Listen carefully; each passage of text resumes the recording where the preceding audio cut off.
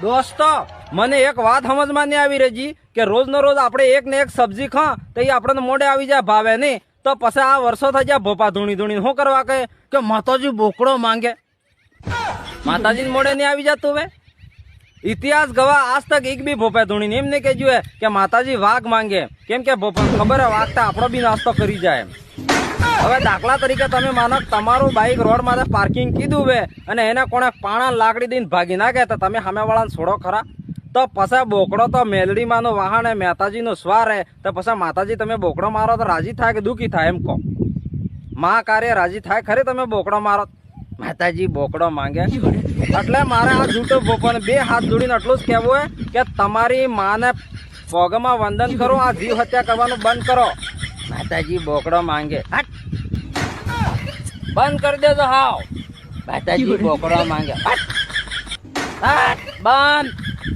એમ કરીને જૂઠું તોડતા ને નકા પણ જિંદગીમાં કડિયા કામ કરજો સરકારી નોકરી કરજો પ્રાઇવેટ નોકરી કરજો ને તમે તો કેને પછી પછાનું બૂસ મારજો તળાવડો ખોતરજો ખાડા ખોતરજો પણ કાર્ય પાવર હાઉસમાં લાઇટ બંધ ચાલુ કરવાની નોકરી નહીં કરતા કેમ કે જણીને અમારા ગામમાં લાઇટ જાય તો લાઇટ વાળાને હું મનક મોટી મોટી ગાળી દઈએ ભાઈ ડોબરમ ગાલવા વાળા બંધ કરી દીધી મહાણમ ગાલવા વાળા બંધ કરી દીધી ઓ તગડી ગાળી દીધી તમે જ કમેન્ટ કરીને કહો તમારા ઘરમાં સપ્તાહી પહેલા લાઇટ જાત મને હું ગાળી દે તગડી ગાળી દે એટલે આ નોકરી તો કરતા જ નહીં એમ કહું ભલે લાખ રૂપિયા પગાર આલે પણ આપણા સોરનો ને આપણા પરિવારનો ને આપણા ગામનું ગાળી દે પછી એવું નોકરી કરવું શું કામનું ખરા ટાઈમમાં બપોર બંધ કરીને બેઠો પંખો ચાલતો ને કુલર ચાલતો ને લાઇટ વાળાનો કોઈ એમ થાય છે અરે ખૂબ ગાળી દે ભાઈ સાહેબ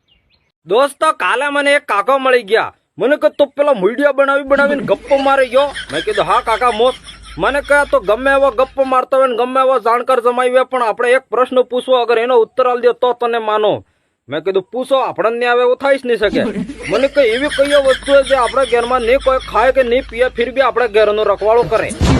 એટલે હું વિચારમાં પડી ગયો કે નહીં ખાય નહીં પીએ ફિર બી રખવાળો કરે એવી કઈ વસ્તુ આવે મેં કીધું કૂતરું પાળવો તો રોટો ખાધા વગર તો આપણે ઘરની રખવાળી કરે નહીં કોઈને સિક્યુરિટી રાખતો હોય આપણા ઘરનો નોકરી પગાર લીધા વગર તો આપણે ઘરની રખવાળી કરે નહીં તો પછી એવી વસ્તુ આવે કહીએ મેં વિચારીને કહેજો કાકા મને ખબર નહીં તમે કહો મને કાકો કહે તાળું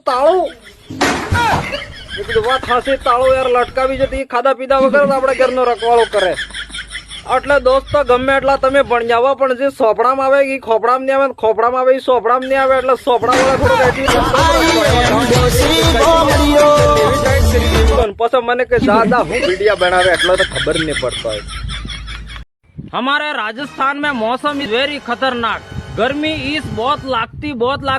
और लू तो खतरनाक लागती और वायरा तो आवंती जोर से पण आग आवंती मौसम इज वेरी खतरनाक और लाइट तो आवंती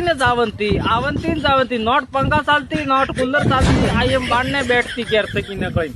मौसम इज वेरी खतरनाक उन्हाळा इज वेरी लू लागती एंड वायरा आग लागती